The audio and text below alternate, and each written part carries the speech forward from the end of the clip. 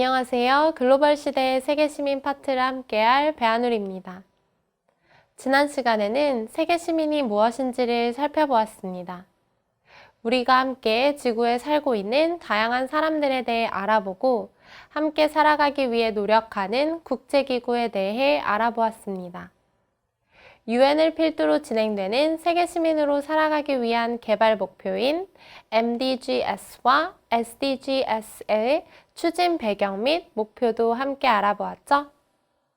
오늘은 17개의 지속가능 개발 목표가 생기게 된 각각의 목표에 대한 배경에 대해 함께 알아보겠습니다. 지속가능 개발 목표는 2015년부터 전 세계적으로 통용되는 핵심 가치로서 세계 시민 교육을 받을 때 빠지지 않고 등장하는 개념입니다. 여기에 나오는 17가지 목표만 정확히 알아도 어떠한 방향으로 어떤 가치를 주장하며 세계 시민으로 살아가야 하는지에 대해 구체적이고 조직적으로 이해하고 실천 계획을 세울 수 있습니다. 지난 시간에 17개의 목표에 대해서 대략적으로 살펴보았다면 이번 시간에는 각각의 목표를 좀 더 세부적으로 알아보려고 합니다.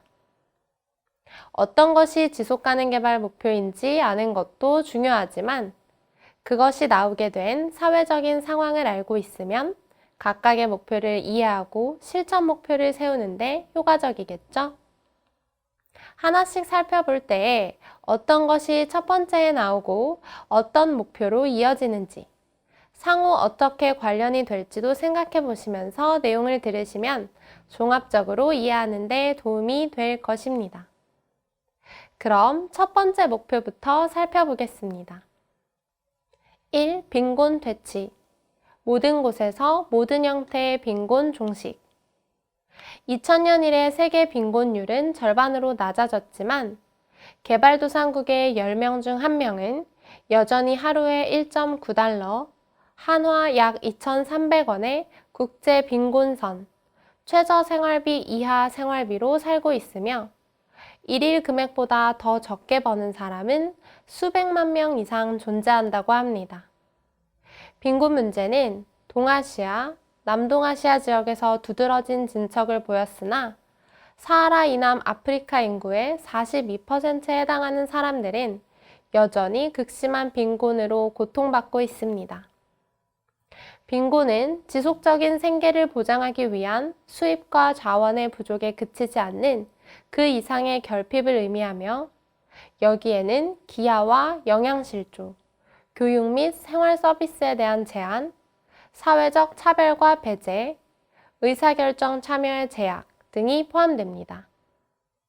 경제 발전은 반드시 지속 가능한 일자리를 제공하고 불평등 구조를 개선하기 위한 포괄적인 목표를 가져야 합니다.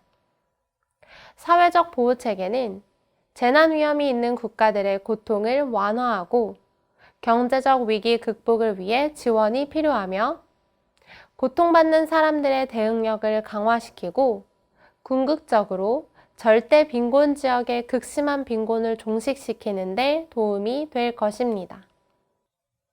두 번째 기아 종식은 기아 종식, 식량 안보 달성, 개선된 영양 상태 달성, 지속 가능한 농업 강화라는 4가지 목표를 가지고 있습니다. 이제는 우리가 어떻게 음식을 재배하고 유통하고 소비하는지를 다시 생각해 볼 때입니다.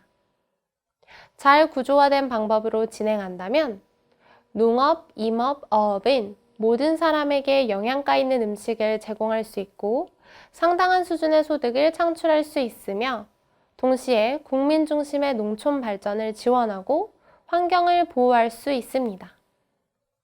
현재 토양, 담수, 바다, 산림의 훼손으로 생물 다양성은 급격히 감소되고 있습니다. 기후변화는 우리가 의존하는 자원에 치명적인 영향을 미치고 있고 가뭄이나 홍수와 같은 재난 위험을 증가시키고 있습니다. 많은 농민들은 더 이상 그들의 땅에서 생계를 유지할 수 없어 기회를 찾기 위해 도시로 이주해야 하며 열악한 식량 안전 보장은 심각한 영양실조로 수백만 명의 아이들을 성장을 저해하거나 수명을 단축하고 있습니다. 현재 세계적으로 영양 결핍에 시달리는 인구는 8억 1,500만 명입니다. 2050년까지 추가적으로 20억 명의 인구가 영양 결핍에 시달릴 것으로 예상된다고 합니다. 이들을 부양하려면 세계 식량과 농업 시스템의 근본적인 변화가 필요합니다. 농업에 대한 투자는 농업 생산력 발전에 필수적이며 지속 가능한 식량 생산 시스템은 영양 결핍 발생 위험을 줄이는 데 필요합니다. 세 번째, 건강과 웰빙. 모두를 위한 전 연령층의 건강한 삶 보장과 웰빙 증진이라는 목표는 어떤 배경으로 성립되었을까요? 전 연령대의 건강한 삶을 보장하고 복지를 증진하는 것은 지속 가능 발전에 필수적입니다. 인류의 기대 수명은 늘어나고 영유아 및 임산부 사망률은 감소하는 등의 상당한 진전이 이루어졌지만 2030년까지 10만 명당 70명 미만의 임산부 사망률 감축 목표를 위해서는 전문적인 출산 관리 시스템 개선이 필요할 것입니다.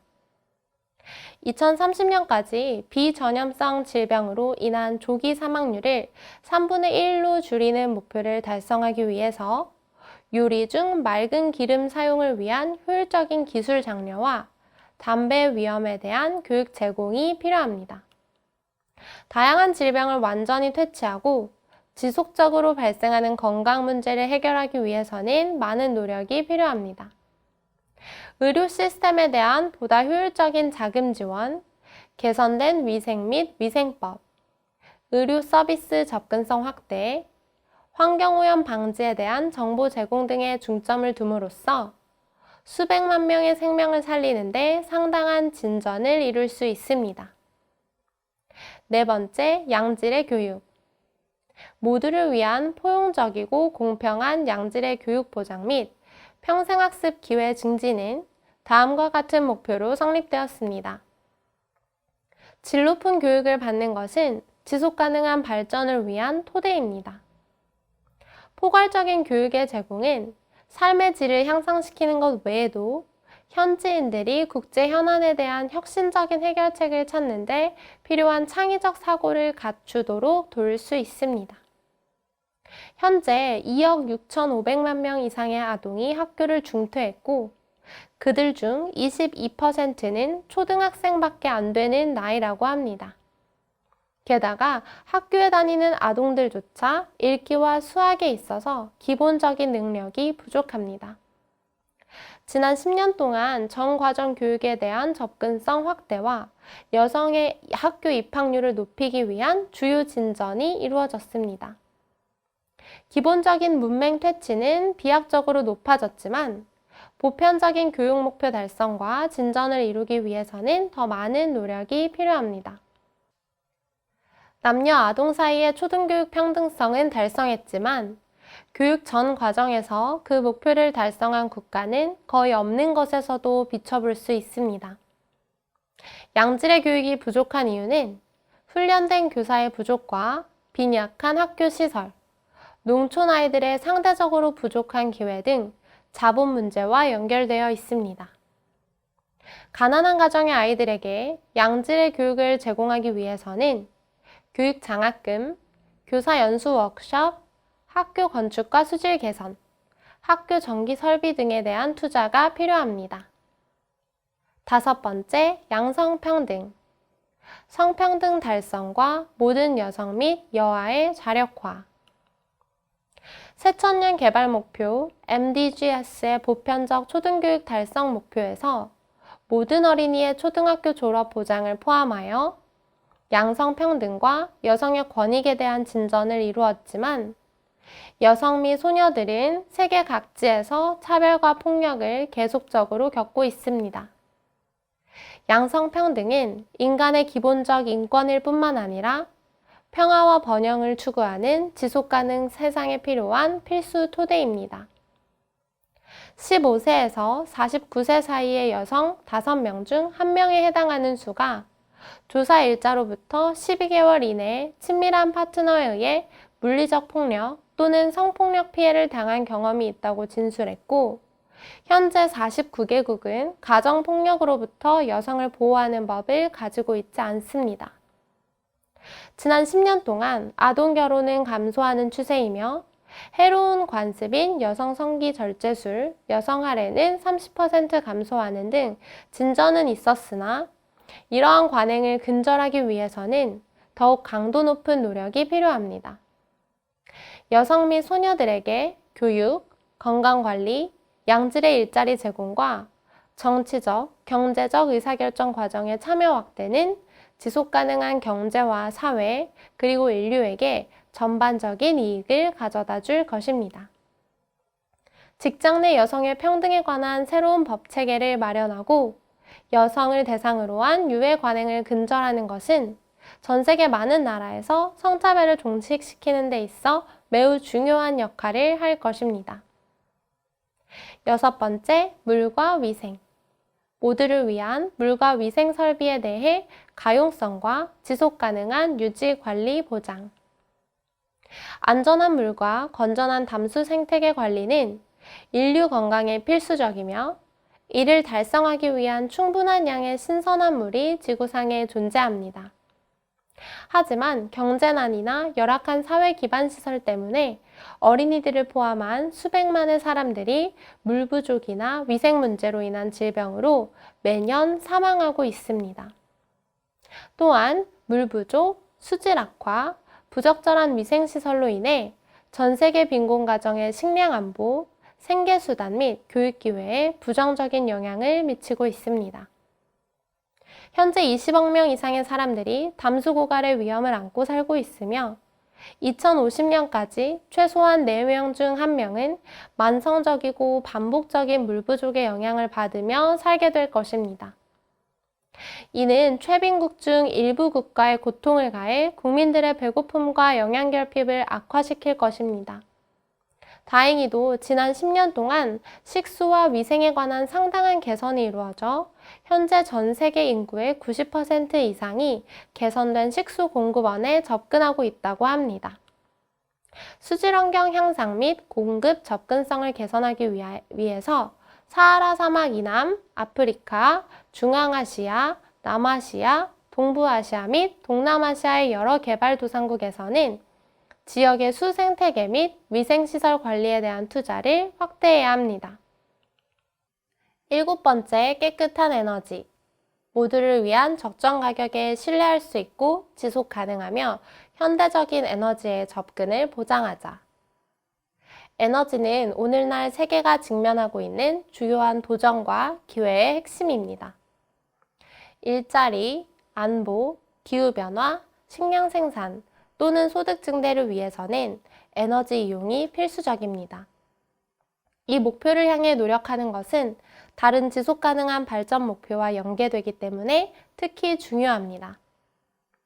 기후변화와 같은 환경 문제에 대해 보다 지속 가능하고 포괄적인 보건력을 창출하기 위해서는 에너지 활용의 보편화, 에너지 효율 증대, 새로운 경제 및 일자리 창출을 통한 재생에너지 사용 증가에 중점을 두어야 합니다.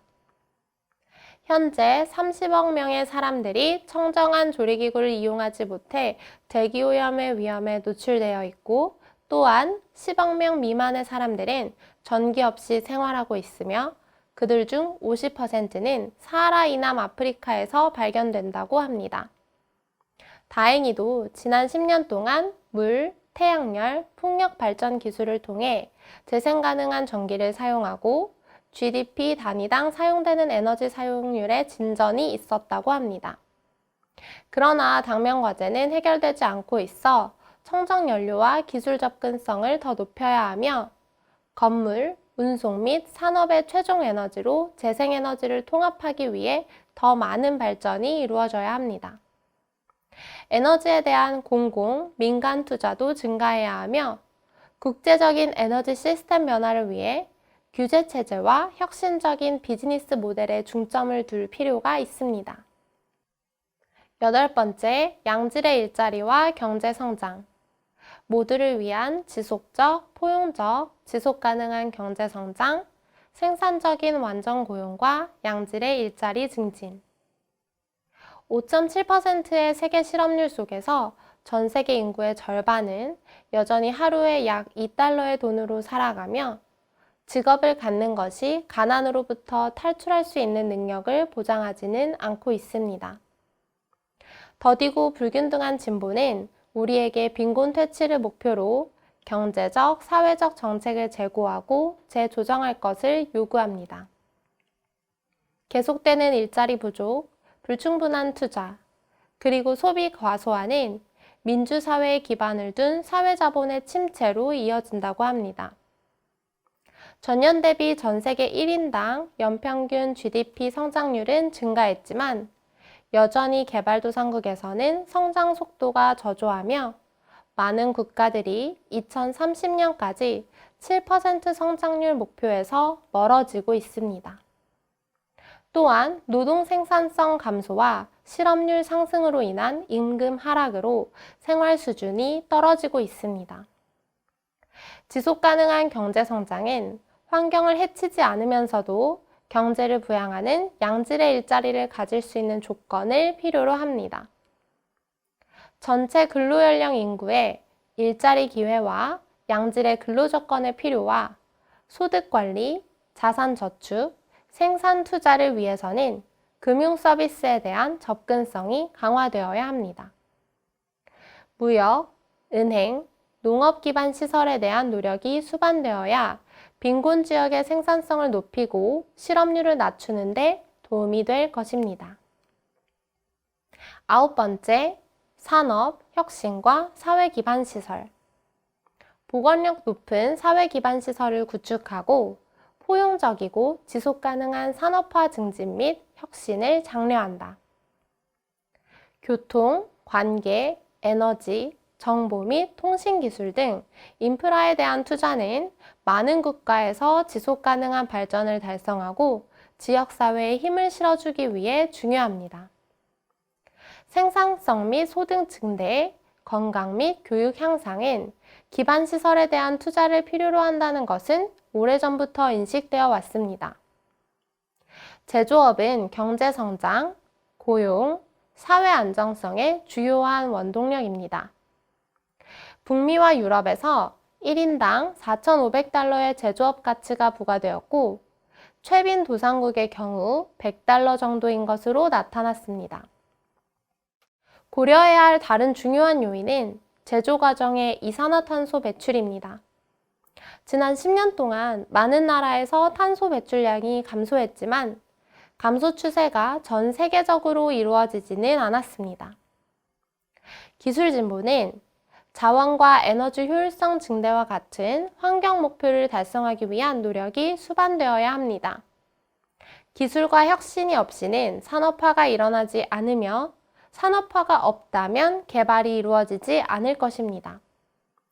효율성을 높이기 위해 제조 제품을 관장하는 첨단 제품에 더 많은 투자가 필요하고 사람 간의 연결을 강화하는 모바일 서비스에 초점을 맞춰야 합니다. 10번째, 불평등 완화. 국내 및 국가 간 불평등을 감소시킨다. 국제사회는 빈곤 퇴치 과정에서 상당한 성과를 거두었습니다. 최빈 개도국, 내륙 개발도상국, 군소도서 개도국에서 불평등을 줄이려는 노력이 한창입니다. 하지만 여전히 보건, 교육, 자산관리 부문에서 불평등은 계속되고 있습니다. 경제성장이 포괄적이지 않고 경제적, 사회적, 환경적 차원의 지속가능 발전의 3요소를 포함하지 않는다면 경제성장이 빈곤을 줄이는데 충분하지 못하다는 공감대가 커지고 있습니다. 다행히도 소득 불평등은 국가 간과 국가 내에서 모두 감소되었습니다. 현 시점의 데이터를 가진 94개국 중 60개 국가의 1인당 소득이 국가 평균보다 더 빠르게 증가했으며 저개발 국가들로부터의 수출에 유리한 조건을 만드는 것에 대한 조금의 진전이 있었습니다. 불평등을 줄이기 위해 정책은 원칙적으로 보편적이어야 하며 취약계층과 소외된 사람들의 요구에 주의를 기울여야 합니다. IMF 내에서 개발도상국의 투표 비율을 증가시키는 것 외에도 개발도상국의 면세 처우와 수출 호조세를 이어나가야 합니다. 마지막으로 기술 혁신은 이주 노동자들의 높은 송금 비율을 줄이는 데 도움이 될 수 있습니다. 11번째, 지속가능한 도시와 공동체. 도시와 주거지를 포용적이며 안전하고 보건력 있고 지속 가능하게 보장한다. 도시는 아이디어, 상업, 문화, 과학, 생산성, 사회개발 등을 위한 허브 역할을 하며 사람들이 사회적, 경제적으로 발전할 수 있도록 해주었습니다. 2030년까지 도시 내에 거주하는 인구수가 50억 명으로 증가할 것으로 예상됨에 따라 도시화로 인한 과제를 해결하기 위해서는 효율적인 도시 계획과 관리 방식이 마련되는 것이 중요합니다. 토지와 자원에 부담을 주지 않으면서 일자리 창출과 공동 번영 방식으로 도시를 유지하는 데는 많은 어려움이 있을 것입니다. 일반적인 도시 문제로는 도시 혼잡 외에도 부족한 관리 운영 비용, 주택 부족, 생활 인프라 감소, 대기 오염 증가 등의 문제들이 있습니다. 도시 내 고형 폐기물의 안전한 수거 및 관리와 같은 도시 문제는 자원 사용을 개선하고 오염과 빈곤을 줄여 지속적으로 발달하고 성장할 수 있는 방식으로 극복할 수 있습니다. 그러나 한 가지에는 도시 쓰레기 수거의 증가입니다. 미래의 도시는 기본적인 서비스, 에너지, 주택, 교통 등을 이용할 수 있는 기회를 제공해야 합니다. 12번째, 책임감 있는 소비와 생산. 지속가능한 소비와 생산 양식을 보장한다. 지속가능한 소비와 생산은 자원과 에너지 효율을 높이고 지속가능한 인프라를 조성하며 기본적인 서비스는 물론 친환경적이고 적절한 일자리를 제공하며 모두에게 더 나은 삶의 질을 제공하는 것입니다. 그 실행을 통해 전반적인 개발 계획을 달성하고 미래의 경제, 환경 및 사회적 비용을 줄이고 산업 경쟁력을 강화하며 빈곤을 감소시키는 데 도움이 됩니다. 현재 천연자원의 소진은 특히 동아시아 지역 내에서 증가하고 있습니다. 또한 국가들은 대기, 수질 및 토양 오염과 관련된 문제들을 계속해서 다루고 있습니다. 지속가능한 소비와 생산은 적은 비용으로 더 많은 것을 얻고 더 잘하는 것을 목표로 하고 있기 때문에 삶의 질을 높이면서도 자원 낭비나 오염을 줄임으로써 경제적 활동으로 인한 복지 혜택을 증가시킬 수 있습니다. 또한 생산자부터 최종 소비자에 이르는 모든 사람이 참여하는 공급망 운영에도 중점을 맞추어야 합니다. 여기에는 소비자에게 지속가능한 소비와 생활 방식에 대한 교육, 표준 규정이나 라벨을 통한 적절한 정보 제공, 지속가능한 공공 조달 참여 등이 포함됩니다. 13번째, 기후변화 대응. 기후변화와 그로 인한 영향에 맞서기 위해 긴급 대응한다. 기후변화는 이제 대륙 전반의 모든 국가에 영향을 미치고 있습니다. 국가 경제를 혼란에 빠뜨리고 삶에 영향을 미치며 오늘날과 미래의 사람들, 공동체 및 국가에 큰 손실을 주고 있습니다. 날씨 패턴은 변화하고 해수면은 상승하며 기상이변은 잦아지고 온실가스 배출량은 현재 최고 수준에 도달했습니다. 아무런 행동이 없다면 금세기 해수면 온도도 평균적으로 3도를 넘어 상승할 것으로 예측되고 있습니다. 또한 기후변화는 가난하고 위험에 취약한 사람들에게 가장 많은 영향을 주고 있습니다. 경제적이고 확장 가능한 해결 방안을 모색함으로써 국가는 더욱 청렴하고 탄력적인 경제국으로 도약할 수 있습니다. 더 많은 사람들이 재생에너지 사용 방안을 모색하고 온실가스 배출량 저감 및 적응 방안을 도모함에 따라 변화의 속도는 빨라지고 있습니다. 그러나 기후변화는 초국경적인 세계적 도전 과제입니다. 개발도상국들이 저탄소 경제로 나아가는 것을 돕기 위해 국제적 수준에서 해결책이 될 수 있는 개선안이 필요합니다. 기후변화의 위협에 대한 국제적인 대응을 강화하기 위해 각국은 2016년 11월에 발효된 UN 기후변화협약 당사국 총회 COP21에서 파리 협약을 채택했습니다. 이 협약에서 모든 국가들은 지구의 기온 상승을 2도 이하로 제한하기로 합의했습니다. 2018년 4월 175개국이 파리 협약을 비준했으며 10개 개발도상국이 기후변화에 대응하기 위한 국가 적응 계획을 처음으로 제출했습니다. 14번째, 해양 생태계. 지속가능 발전을 위한 대양, 바다, 해양 자원의 보존과 지속가능한 사용을 돕는다. 지구의 해양은 온도, 화학 반응, 조류, 생명력 등 지구를 인간이 살기에 좋은 서식지로 만들고 있습니다.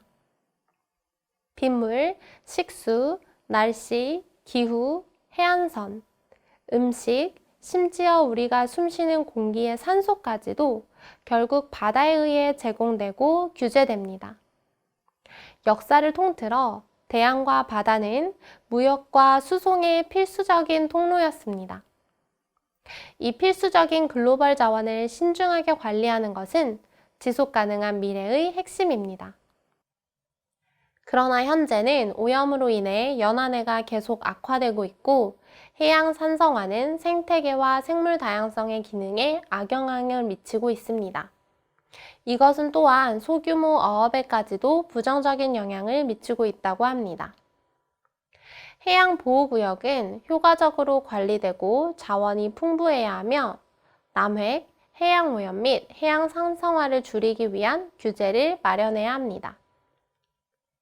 15번째, 육상생태계. 지속가능한 육상생태계 이용을 보호하고 복원하며 증진한다.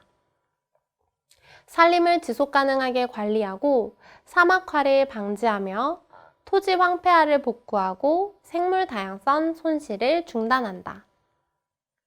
산림은 지구 표면의 30.7%를 차지하며 식량 안보와 보호 지역을 제공하는 것 외에도 기후변화에 대처하고 생물 다양성과 토착민들의 집을 보호하는 데 핵심적인 역할을 수행합니다. 산림 보호를 통해 우리는 천연자원 관리를 강화하고 토지 생산성을 높일 수 있을 것입니다. 현재 매년 1,300만 헥타르의 산림이 손실되며 건조지의 지속적인 파괴로 인해 36억 헥타르가 사막화되었습니다. 현재 토지의 15%까지 보호되고 있지만 생물 다양성은 여전히 위험에 처해 있습니다. 인간의 활동과 기후변화로 인한 산림 벌채와 사막화는 지속가능한 발전의 주요한 차질을 빚고 빈곤 퇴치에 있어 수백만 명의 삶과 생계에 영향을 미쳤습니다. 숲을 관리하고 사막화를 막기 위한 노력이 이루어지고 있습니다. 공정한 자원 사용을 촉진하는 2가지 국제협정이 현재 시행되고 있으며 생물 다양성을 지원하기 위한 금융 투자 또한 제공되고 있습니다. 여기에 참고로 라이온스 주식기금에 대해 알아보겠습니다. 2018년 6월 21일 UN 개발계획 UNDP, 핀치, 그리고 설립 파트너인 마스는 광고주들에게 미디어의 일정 비율을 기부하도록 요청하며 전 세계 동물들의 삶을 변화시키는 데 목적을 둔 사업인 라이언스 쉐어를 발표했습니다. 라이언스 쉐어는 파트너가 동물을 배경으로 하는 광고를 할 때마다 미디어 지출의 0.5%를 기금으로 조성하여 전 세계 동물과 그들의 서식지를 지원하는 데 사용될 것이라고 합니다.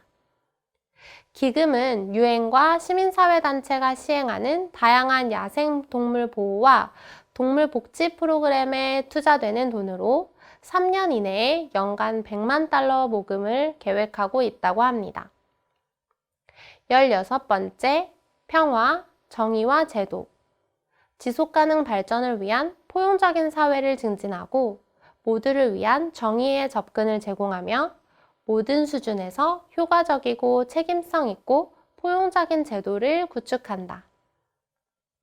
국제살인사건, 어린이 폭력, 인신매매, 그리고 성폭력 위험은 지속가능 발전을 위한 평화적이고 포괄적인 사회를 촉진하기 위해 문제시되어야 합니다.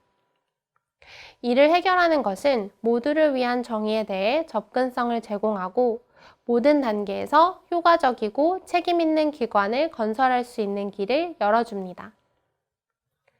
지난 10년 동안 전 세계적인 살인율은 감소했으나 남미, 사하라 사막 이남 아프리카, 아시아의 일부 국가에서는 의도적 살해 위험이 증가한 것으로 나타났다고 합니다. 또한 신체적 체벌 및 성폭력과 같은 다양한 형태의 아동폭력은 지속되고 있는 것으로 조사되었습니다. 하지만 보고되지 않거나 비교할 수 있는 데이터가 부족해서 이 문제에 대한 전반적인 상황을 파악하는 데 한계가 있습니다. 이러한 문제들을 해결하고 평화롭고 포괄적인 사회를 만들기 위해서는 보다 효율적이고 투명성 높은 규제와 종합적으로 고려된 정부 예산이 필요합니다. 개인의 권리를 보호하기 위한 첫걸음 중 하나는 전 세계 출생 등록의 시행과 전 세계에 걸쳐 보다 독립적인 국가인권기구를 설립하는 것입니다. 17번째, SDG를 위한 파트너십. 이행수단을 강화하고 지속적인 발전을 위한 글로벌 파트너십을 활성화한다. 성공적인 지속가능 발전 계획은 정부, 민간, 시민사회 간의 협력을 필요로 합니다.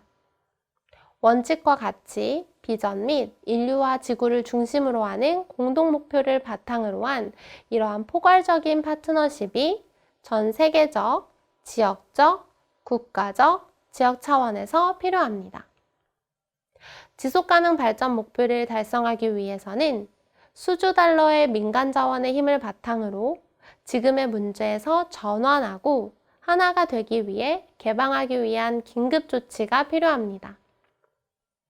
해외 직접 투자를 포함한 장기 투자는 특히 개발도상국의 핵심 분야에 필요하며 여기에는 지속가능한 에너지, 인프라 및 운송은 물론 정보통신 기술 분야가 포함됩니다. 공공부문은 명확한 방향을 설정해야 할 필요가 있습니다. 투자 유치와 지속가능한 발전을 강구하기 위한 방안으로 검토 및 감독 규정, 인센티브 제도를 마련해야 합니다. 최고감사기관 및 입법부의 감독 기능과 같은 국가감독기구 체제 또한 강화되어야 합니다. 테드톡 중 SDG의 성공 가능성에 대해 이야기하는 마이클 그린의 발표에서는 이렇게 이야기합니다. SDG의 달성을 위해 필요한 전제 조건은 바로 이것이라고요. 바로 세계의 모든 나라들이 시민의 복지를 최우선으로 생각하는 코스타리카를 포방한다면, 나라의 부를 시민들의 복지에 투자한다면입니다. 우리가 지속가능 개발 목표를 달성하기 위해서는 경제적 성장을 아무리 해서는 달성할 수 없으며 지금과는 다른 사고방식, 가치를 가져야 한다는 것입니다. 그리고 이것이 실행되기 위해서는 지도자들이 이 공유된 가치를 잊지 않게 국민들이 끊임없이 이를 요구해야 한다는 것입니다. 지금 전 세계의 시민 성적표는 C-라고 합니다. 우리가 변화하려고 노력하고 주변을 움직일 때 우리는 이 변화를 현실로 가져올 수 있을 것입니다. 오늘 함께 살펴본 세계 시민에 대한 지식 배경을 가지고 다음 시간부터는 세계 시민 교육에 대해 보다 세부적으로 알아보겠습니다. 오늘 강의는 여기까지입니다.